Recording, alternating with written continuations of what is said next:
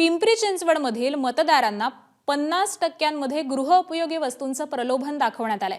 महागाईच्या जमान्यामध्ये मतदारांना हे आमिष दाखवून मत मिळवण्याचा यामागचा हेतू आहे।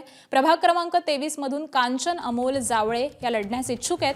भाजपकडून त्यांना तिकीट हवंय आणि त्या तिकिटावरती नगरसेवक होण्याचं त्यांचं स्वप्न आहे। यासाठी त्यांनी मतदारांना अशा प्रकारे आमिष दाखवलंय।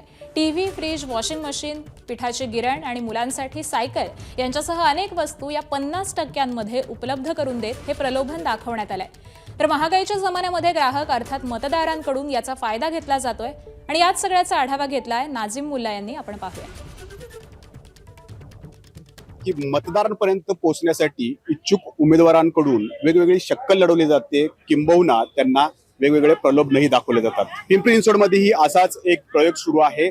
कांचनताई अमोल जावळे यांना भाजपकडून प्रभाग 23 साठी तिकीट हवंय आणि हे तिकीट हवं असतानाच मतदारांपर्यंत पोहोचण्यासाठी त्यांनी 50% सवलतीच्या दरात काही वस्तू वाटपचं ही एक योजना किंबहुना प्रलोभन दाखवण्याचा प्रयत्न या ठिकाणी केलेला आहे। कांचनताई जावळे यांचे पती आता आपल्या सोबत आहेत, अमोल जावळे। का तुम्हाला हे सुचलं असं करायला? एक मला चांगला उपक्रम हा वाटला की मतदारापर्यंत हा पोचता येईल आणि जेणेकरून लोकांना या महागाईच्या ह्याच्यामध्ये चांगलं आपल्या परीने एक चांगलं म्हणजे एक वस्तू मिळतील, चांगल्या कंपनीच्या आहेत। आपलं एक चांगला प्रत्येक वेळी आम्ही एक काम करत असतो।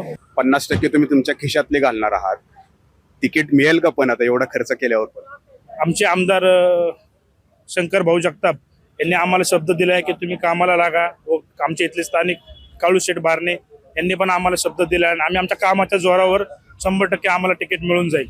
आणि काय काय खरेदी करताय?